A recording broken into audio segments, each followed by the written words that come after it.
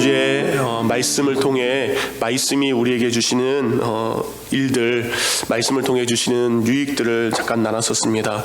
그래서 하나님께서 우리에게 말씀을 주셨죠. 말은 말씀과 다릅니다. 말씀은 말과 다르다는 거죠. 말에는 능력이 없습니다. 근데 말씀에는 능력이 있고 힘이 있습니다. 그래서 하나님께서 우리에게 늘 말씀을 가까이 하라 했는데, 지난주 말씀의 첫 번째 뭐죠? 17절과 18절 말씀을 보면 지혜의 말씀을 들었으면 너는 마음에 그것을 보존해라 라고 그랬어요. 흘려보내는 것이 아니라 마음에 말씀을 담고 살아라. 사람에게는 놀라운 일이 있습니다. 사람이요, 기억력이라는 게 있어요. 참 많은 일들이 있죠. 예를 들어서 여러분, 어느 날 우연히 초등학교 동창을 만났어요. 한 40년 만에, 50년 만에, 30년이나 40년 동안 한 번도 만나지 않았는데 갑자기 어디에요? 기억 저 어딘가에 숨어져 있던 그 친구의 이름과 그 친구의 추억과 그 친구가 했던 일들이 자그맣게 생각날 때가 있어요. 그것이 우리 어딘가에 기록돼 있다가 전혀 생각이 없다가 필요한 때 딱 떠오를 때가 있습니다. 말씀도 마찬가지입니다. 말씀을 우리의 마음에 담고 있는 것입니다. 그럼 그 말씀에 가장 필요한 순간 그 말씀이 기억나고 그 말씀이 생각나게 되는 거죠. 그래서 여러분, 말씀을 들었으면 마음. 근데 참 재미난 게요, 성경이나 히브리인들 사상을 보면 이 사람의 마음을 사람의 장기 속에 있다라고 생각했어요. 사람 몸속에 심장도 있고 뭐 콩팥도 있죠. 그래서 성경에 보니까 내 마음이라고 돼 있는 부분을 우리가 보통 성경은 심장이라고 번역했는데 원어를 보면 나눠집니다. 원어에는 콩팥이라고 돼 있는 것도 있어요. 그리고 심장에 담아라 라는 말이 서로 나눠지는 것을 알 수 있습니다. 근데 성경에 말씀을 너의 콩밭에 담아라, 콩밭에 담아라 하면 좀 이상하잖아요. 그래서 한국말로 번역을 할 때 그냥 다 마음은 사람들이 어디 있다 그래요? 심장에 있다라고 해서 심장으로 번역을 한 거지, 원어를 보면 심장이라고 쓰인 단어도 있고요, 콩팥이 아니라 콩팥에 담아다라는 말씀도 나눠져 있습니다. 이렇게 말씀을 머무르게 있어라. 콩팥의 기능이 뭡니까? 거르는 거죠. 좋은 것과 나쁜 것을 거르는 기능이 있습니다. 말씀을 들었을 때 그 말씀을 통해 좋은 것과 나쁜 것을 걸러서 좋은 것을 마음에 담는 거죠. 여러분, 말씀을 들었다면 그 말씀을 마음에 담고, 그런 다음에 뭐예요? 입술에 그 말씀을 담아라 라고 그랬습니다. 말씀 있는 사람은 입술에 마음이 담겨져 있는 사람입니다. 그러니까 말을 할 때 그냥 말이 나가면 상처를 주지만 말씀이 나가면 위로가 됩니다. 말씀이 나가면 놀라운 은혜를 체험할 수 있게 됩니다. 그리고 지난주에 지혜자는 말씀을, 그 말씀이 나를 위해 기록된 말씀이다 라는 것을 기억하라 그랬어요. 이 말씀은 여러분을 위해서 기록한 말씀입니다. 성경 한 구절 한 구절 읽을 때마다, 여보 이거 봐봐, 남편을 머리처럼 섬기라 그랬잖아. 이 말씀 너를 위한 말씀이 아니라 누구를 위한 말씀? 나를 위해 기록된 말씀. 그래서 그 말씀은 누가 살라고요? 내가 그 말씀대로 살라고 주신 말씀임을 여러분이 알고 계셔야 됩니다. 그런 다음에 지난주에 이렇게 드렸어요. 지혜 있는 사람은 말씀을 마음에 담고, 입술을 마음에 담고, 입술에 지혜의 말씀을 담고, 나를 위해 기록된 말씀인 것을 암과 동시에 그 진리의 말씀에 화답해라, 응답해라. 이것이 지혜 있는 자의 모습이라고 했습니다. 그러니까 지혜 있는 자는 삶으로 자신의 삶 속에 있는 말씀을 응답해야 됩니다. 하나님, 그 말씀이 저의 삶에 이렇게 응답되어져 가고 있습니다. 자녀를 향해 이렇게, 사업하는 곳에 이렇게, 내가 만나는 모든 사람들에게 그 말씀이 가만히 있는 것이 아니라 화답되는 것, 그것이 말씀을 가진 지혜자의 모습이죠. 그러니까 여러분, 오늘부터는 그 말씀 가운데 지혜 있는 사람에게 내가 30가지의 교훈을 줄 것이다, 지혜 있는 사람은 이렇게 살라라는 말씀이 오늘 본문 22절부터 이어지는 거예요. 여러분, 말씀이 있는 사람, 말씀을 마음에 담은 사람, 말씀이 입술에 있는 사람, 말씀이 나를 위해 기록된 사람은 이제 22절부터 24장 마지막까지 이렇게 살라고 이야기합니다. 그러니까 말씀 있는 사람은요, 경건하게 성경책만 들여다봐라. 말씀이 있는 사람은 골방에 가서 기도만 해라 라고 기록되어 있지 않습니다. 말씀이 있는 사람은 실제 삶 속에서 이렇게 살아야 된다. 그러니까 말씀은 여러분 실제적인 말씀입니다. 말씀은 추상적인 것이 아닙니다. 말씀은 내가 오늘을 어떻게 살아가야 되나. 어떤 분이 이런 재미나게 표현을 했더라고요. 오늘이라는 것을 이렇게 표현하더라고요. 늘 이렇게 표현하더라고요. 늘 지금처럼 살아가는 거. 그게 오늘이라고 하더라고요. 어제나 오늘이나 내일이나 변함없이 늘 살아가는 모습, 그게 오늘이라고 표현을 합니다. 어쨌든 오늘 성경 말씀은 말씀을 가진 자, 지혜 있는 자의 삶의 모습이 말을 잘하는 것에 있지 아니라 구체적인 삶의 정황으로 드러나야 된다라는 거죠. 그 첫 번째가 바로 22절입니다. 하나님의 마음이 참 있는 것 같아요. 그 30가지 중에 하나님께서 이 첫 번째 주신 것을 가장 우선적으로 생각한 거죠. 지혜 있는 사람은 30가지가 있지만 10계명 중에 첫 번째가 가장 귀하잖아요. 물론 9계명, 10계명 다 귀중하지만 가장 우선되는 걸 첫 번째로 말하는 거죠. 지혜 있는 자가 가장 우선적으로 해야 될 것이 무엇입니까? 22절과 23절이래요. 다 같이 읽겠습니다. 시작. 약한 자를 그가 약하다고 탈취하지 말며 곤고한 자를 성문에서 압제하지 말라. 여기까지. 말씀을 가진 자 들어가서 하나님의 말씀을 잘 가르쳐라, 이게 아닙니다. 말씀이 있고 지혜 있는 사람이라면 약한 자들을 돌보아라. 이게 말씀 있는 자의, 지혜 있는 자의 첫 번째는 그 지혜를 가지고 자신을 돌보는 것이 아니라 그 지혜로 말미암아 약한 자들을 돌보아라. 그 약한 자들의 친구가 되어줘라 라고 성경은 이야기합니다. 이런 약한 자를 우리가 약하게 볼 때가 있습니다. 예전에 제가 그 싸움 얘기 한번 해드렸죠, 여러분. 제가 유일하게 주먹 싸움을 한 게 중3 때 딱 한 번 있다고 얘기 드렸죠. 중3 때 제가 키가 지금 키보다 약간 작았어요. 물론 이렇게 뚱뚱하지는 않았습니다. 날씬했습니다. 근데 이제 저를 좀 우습게 봤는지 그때 얘기했죠. 말마다 저를 괴롭히는 거예요. 맨날 약올리는 거예요. 이렇게 1년 내내. 그래서 제가 어떻게 했다 그랬어요? 너 올라와. 너 학교 강대상이래. 강당 뒤쪽으로, 이게 입에 붙어서 학교 강당 뒤쪽으로 올라와. 거기가 싸움하기 가장 좋은 장소에 선생님들이 안 오는 장소. 그랬을 때 약하다고 저를 얕잡아본 그 친구에게 회심의 일격이 나갔다 그랬죠. 제 주먹이 큽니다. 이 주먹에 한 대 맞으면 어떻게 될지 몰라요. 근데 제가 어떻게 했다 그랬어요? 이렇게 나가야 되는데 싸움을 안 해보니까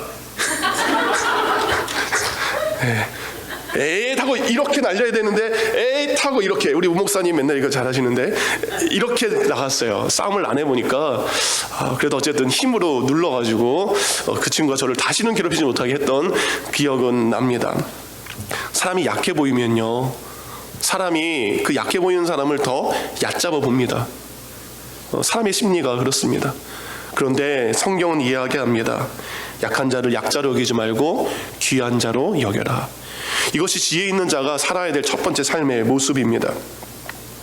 이 시대의 약자들 중에 한 사람이 어떤 분이 얘기하더라고요. 노숙자, 밖에서 사시는 분들, 노숙자라는 표현을 안 쓰시더라고요. 그 목사님은 밖에서 지내시는 분들이라고 표현을 하더라고요.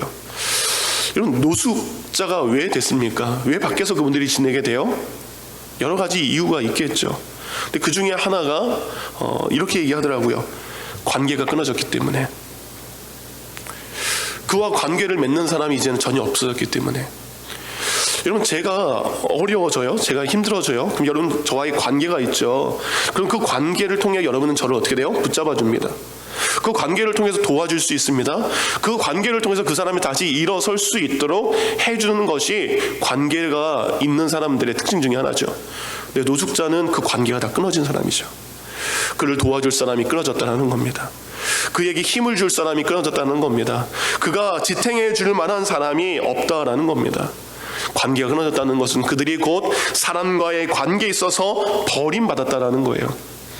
그래서 그 목사님은 노숙자 사역을 하시는데 음식을 주는 것도 중요하지만 노숙자 사역에서 가장 중요한 것은 그와의 관계를 맺어가는 것입니다.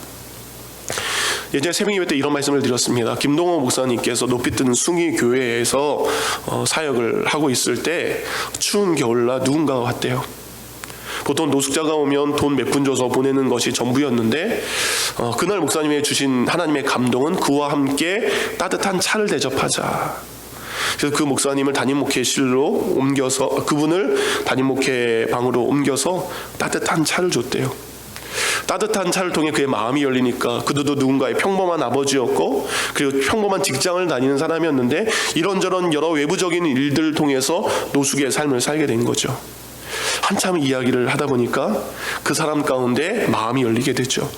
이야기가 다 마친 다음에 목사님이 그에게 그래도 식사하세요라고 돈을 좀 드렸대요. 근데 그분은 그것을 받지 않았다고 하죠. 저는 그것보다 더 귀한 것을 오늘 받고 갑니다.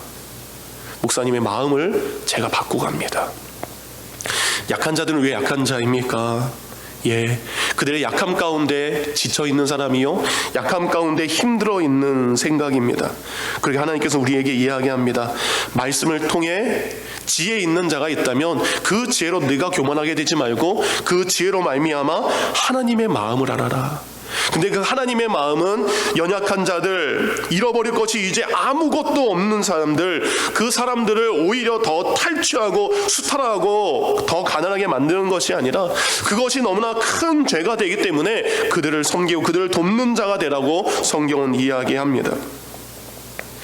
우리가 그리스도인들이라면 목마른 사람들에게 물을 줘야 되지, 우리가 그리스도인들이라면 우리가 가지고 있는 이 머리의 지혜를 가지고 그 사람들의 고요를, 그 사람들의 있는 그 작은 것까지도 빼앗으면 그건 하나님이 내릴 진노가 그들에게 있다라고 이야기합니다. 23절 대저 여호와께서 신원하여 주시고 또 그를 노력하는 자의 생명을 빼앗으시니라. 우리가 약자의 그 약한 것을 빼앗았을 때 그걸로 말미암아 하나님은 그들의 신원 소리, 하나님 제가 억울합니다, 하나님 제가 분합니다, 제가 속상합니다, 그것으로 말미암아 하나님께 기도가 들어가고 그 노력한 자의 것을 오히려 하나님께서 걷어가신다는 말씀이 오늘 본문의 말씀입니다. 22절에 또한 이런 이야기가 있습니다. 곤고한 자를 성문에서 압제하지 말라. 여기서 성문이라는 단어가 나옵니다. 고대 시대, 성경 시대의 이 성문은 때로는 사람들과의 재판이 이루어지기도 합니다. 옛날 공산당을 생각하시면 돼요. 사람들이 잘못하면 사람들 앞에 가장 많은 곳에 모여들고 인민재판이라는 걸 하죠. 한 사람을 세워놓고 저 사람을 어떻게 해야 됩니까? 라고 하면 공산당이 죽여라, 뭐해라, 이런 일들이 있었죠. 마찬가지입니다. 성문은 예전에 그런 장소이기도 했습니다.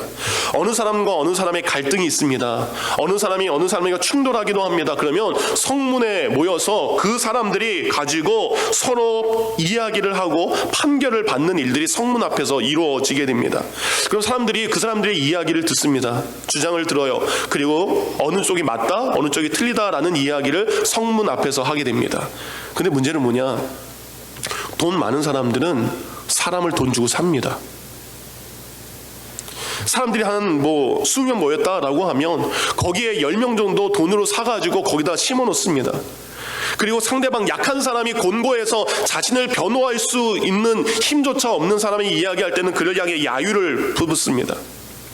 그 사람이 분명히 나쁜 사람이고 잘못된 사람에도 불구하고 돈 받은 사람은 돈 준 사람의 편을 들어서 그가 옳다라고 이야기하는 일들이 잠언이 기록될 때에 이루어지고 있었습니다. 여러분, 우리가 사는 시대에 늘렸지 않습니까? 누군가 잘못을 해요. 대기업이라든지 누가 갑질을 합니다. 그럼 어떻게 합니까? 돈 많은 변호사를 삽니다. 돈 많은 변호사를 사가지고 오히려 피해를 본 사람을 오히려 잘못된 사람으로 뒤집어 씌우는 것이 이 시대에 일어나는 일들이라는 거죠.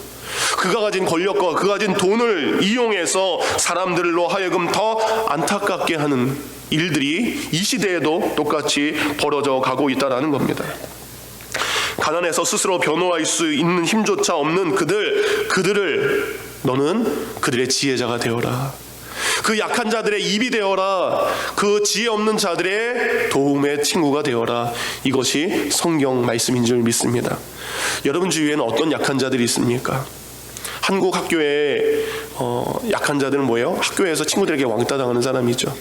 직장에도 마찬가지입니다. 사람들과 어울리지 못하고 살아가는 사람들이 있습니다. 샬롯에서도 사람들과 한국 사람들과 어울리지 못하고 혼자만의 세계에 갇혀 있는 분들이 있습니다. 여러분 주위에 있는 그 약자들, 그분에게 여러분이 가지고 있는 하나님의 지혜의 말씀으로 그들을 섬기는 것, 약한 자를 약한 자로 여기는 것이 아니라 약한 자를 귀한 자로 여기는 것, 이것이 말씀대로 살아가는 자의 모습인 줄 믿습니다. 여러분이 성경 5분 읽었다면 성경 5분 읽은 만큼 다른 약한 자를 귀한 자로 5분을 대할 수 있는 믿음이 있어야 그것이 우리의 참된 믿음의 모습이 되어야 될 줄 믿습니다. 그것이 지혜 있는 자, 말씀 있는 자의 모습입니다. 두 번째, 하나님은 지혜 있는 자들은 이렇게 살아가야 된다라고 24절과 25절에 이야기합니다. 함께 읽겠습니다. 시작. 노를 품는 자와 사귀지 말며 울분한 자와 동행하지 말지니 그의 행위를 본받아 내 영혼을 올무에 빠뜨릴까 두려움이니라. 이 30가지의 교훈은 이어지진 않습니다. 각각의 교훈입니다. 두 번째 교훈은 말씀 자체를 읽어서도 여러분 아시죠? 노를 품는 자, 울분이 있는 자, 그 사람과 뭐해라? 동행하지 말라. 말씀을 우리에게 이야기합니다. 화를 잘 내는 사람, 분을 가지고 살아가는 사람, 그 사람이 너의 영혼에게 해를 끼치게 될 것이다. 그와 동행하는 그 동행의 삶이 너로 하여금 너를 곤경에 빠뜨리게 될 것이다. 쉽게 화를 내거나 분을 내는 사람들, 그를 친구로 벗으로 삼았을 때 너에게 안 좋은 일들이 벌어지게 될 것이다. 왜 그렇습니까? 쉽게 분을 내거나 울분을 내는 사람들이 나의 친구라면 그들이 누구에게도 화를 내는 거예요? 내게도 화를 내는 것입니다. 그의 화가 다른 사람을 향해서도 될 수도 있지만 그의 화가 때로는 우리에게 오고 그 사람의 그 분노와 화가 우리에게 듣기 편하지 않죠. 고통이 될 수 있다라는 겁니다. 그것처럼 그가 누군가에게 화를 내는 것처럼 너에게도 화를 낼 수 있고 너로 하여금 너에게 그 분을 풀 수 있기 때문에 너는 그 화내는 사람과 분내는 사람과 동행하지 말라. 동행하지 말라는 것은 가까이 있지 말라라고 이야기합니다. 그 사람이 내게 분을 내는 것도 있지만 또 다른 이유 25절입니다. 그의 행위를 본받아라고 되어 있습니다. 그 사람과 가까이 있으면 분을 내는 사람처럼 나도 분을 내게 된다는 거예요. 쉽게 화를 내는 사람처럼 나도 쉽게 화를 내게 된다라는 겁니다. 성경은 이야기하는 겁니다. 지혜 있는 사람이라면 그것을 가지고 분별해라. 여러분 지금 어떤 사람과 동행하고 있습니까? 우리는 그 동행하는 사람에 의해서 영향을 너무나 쉽게 받게 됩니다. 누구와 함께 있느냐가 우리의 인생을 방향을 결정하게 되죠. 그러니까 우리 부모님들이 우리 아이들 이제 새 학기 시작하잖아요. 새 학기 시작하면 좋은 친구 만나라 라고 하는 거죠. 왜 좋은 친구 만나야 됩니까? 좋은 친구는 우리를 좋은 길로 인도를 하지만 나쁜 친구는 우리를 잘못된 길로 인도할 길이 굉장히 많기 때문입니다. 그래서 사람들은요, 그 노하는 것으로 인해서 그것이 성경 말씀을 보니까 너의 영혼을 올무에 빠뜨리는, 너의 영혼을 올무에 빠뜨리는 곧 너를 잡아가두는 덫에 가게 될 것이다 라고 이야기합니다. 그 욕하는 자리, 그 분을 내는 자리, 그 화내는 자리 맞장구를 치다가 그것이 뭐예요? 내게 같이 화를 내는 성격으로, 같이 분을 내는 성격으로 내가 닮아질 수 있게 된다는 겁니다. 여러분 제가 요즘에 화가 참 많이 납니다. 잔소리를 정말 많이 합니다. 제가 보기에도 제가 질릴 정도로 잔소리를 집에서 엄청 많이 넣습니다. 왜 이랬을까? 근데 제가 정말 이게 수술한 다음에 생긴 변화 중에 하나예요. 굉장히 예민해졌어요. 제가 저희 장모님이 예전에 그 갱년기를 겪었던 이야기를 들었어요. 호르몬의 변화가 오면 우리 여성분들의 그 모습이 달라지게 되죠. 이게 호르몬이 달라졌다는 게 이게 달라지더라고요. 그래서 제가 살면서 저희 아이들이 큰 화를 내본 적이 없습니다. 근데 가족이 4명이 앉아서 밥을 먹는데 어떻게 하다가 우리 둘째 딸내미가 무슨 말을 했어요. 뭐 그렇게 크게 화낼 말도 아니에요. 근데 여러분, 제가요, 이 손으로요, 아내가 정성스럽게 차린 그 밥상을 이렇게 하고 싶다라는, 그렇게 했으면 제가 안 되죠. 그렇게 정말 하고 싶다. 그래서 손이 여기까지 나가고요. 그 순간 영화를, 참 드라마를 잘 보면 안 돼요. 이게 습관이죠. 영화에 맨날 쫙 이렇게 하는 것처럼 그 장면이 생각이 나면서 너무 화가 치솟는 거예요. 0이었다가 110까지 치솟는 거예요. 그래서 정말 화가 나서 이거를 둘러엎고 싶었는데 그 1분 뒤에, 1초 뒤에 저의 모습이 생각이 나더라고요. 그럼 안 되겠다. 근데 화가 나니까 어떻게 돼요? 소심하게 숟가락 있죠? 숟가락을, 이게 감정적으로 그때를 생각하며 세게 나온 것 같은데, 숟가락을 그냥 식탁에다가 탁 내리쳤어요. 근데 제가 무섭더라고요. 내가 그렇게 할 수 있구나 라는 거에 깜짝 놀랐습니다. 정말로. 그러면서 아내랑 요즘에 그런 이야기를 합니다. 여보, 당신이 이렇게 화를 내는 게 수술한 다음에 여러 가지로 몸의 변화 중에 겪고 있는 것 중에 하나가 짜증이 잘 나오고 쉽게 화가, 교회에서는 제가 참고 있습니다. 여러분, 언제가 여러분 제가 화를 내더라도 목사님이 호르몬 때문에 저런다, 이해해 주시기 바랍니다. 제가 아닙니다. 그래서 아내랑 이런 얘기를 했어요. 여보, 그 전에 당신은 하나님이 주신 성품, 하나님이 주신 태어난 성격인 거야. 근데 하나님이 그걸 거두고 가신 거야. 그러니까 제가 원래 하나님이 주신 사람의 태어난 기질이 있잖아요. 성품이 있잖아요. 잘 화내지 못하고 뭐 그런 기질이나 성품을 가지고 태어난 사람도 있습니다. 그러니까 제가 믿음이 좋아서 그랬던 것이 아니라 뭐예요? 믿음이 좋은 건 정말 작은 것이었고 그냥 제 기질이나 성격이 99% 그거였던 거예요. 그럼 하나님께서, 그럼 내가 너의 99%를 가져가 볼게. 너 그래도 네가 분을 참을 수 있어? 너 그래도 네가 화를 참을 수 있어? 그래도, 그러니까 인간 조제철은, 성품은 없어진 거예요. 그럼 믿는 조제철로 살아가야 되는 거예요. 순간순간 우리 성격을, 기질적으로 화를 잘 내시는 분들이 물론 있습니다. 그분들의 입장에서 뭐예요? 이해해야 되는 거예요. 순간적으로 분이 오를 때 그 분을 어떻게 돼요? 이제는 믿음으로 낮춰야 되는 거죠. 내 기질이, 하나님 내가 호르몬 때문에 어쩔 수 없습니다 라고 하면 그건 아니에요. 여러분, 그 생각이 들 때 하나님이 이제 나의 기질을 가져가신 거죠.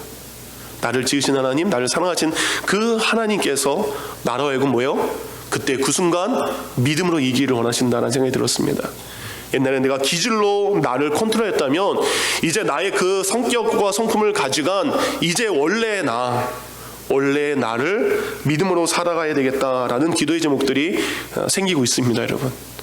여러분 가운데도 나 원래 성격 화가 잘 나요, 나 쉽게 분을 내요 라고 말하는 건 여러분, 그걸 하나님께서 걷어가기를 기도해 주시기 바랍니다. 그리고 하나님 유하게 해주십시오. 화를 내는 것보다 웃을 수 있게 해주십시오. 화하고 분노내는 것보다 하나님 저로 하여금 온유한 자로 살게 해주십시오. 이것이 말씀을 가진 지혜 있는 자의 모습인 줄 믿습니다. 마지막 하나님께서는 우리에게 이렇게 이야기하십니다. 26절과 27절, 26절을 읽겠습니다. 시작.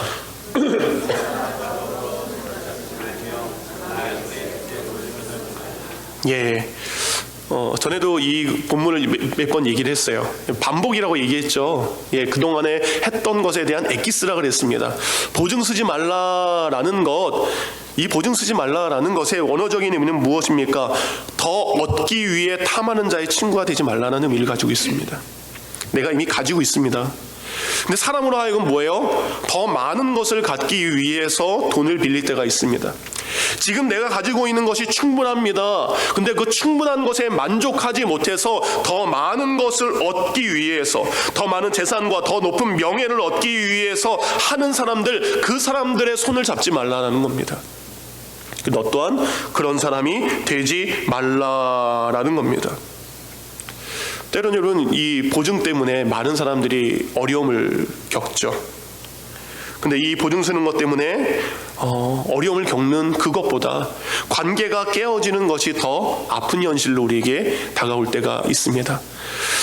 돈을 잃어도 사람은 잃지 않아야 되는데 그 돈을 통해서 사람까지 잃게 되는 게 우리 사람들의 모습이기도 합니다.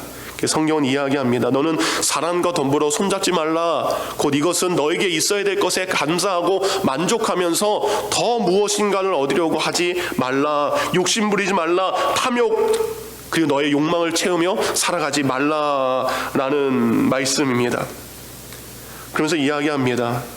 만일 갚을 것이 내게 없으면 내 누운 침상도 빼앗길 것이요 내가 어찌 그리하겠느냐.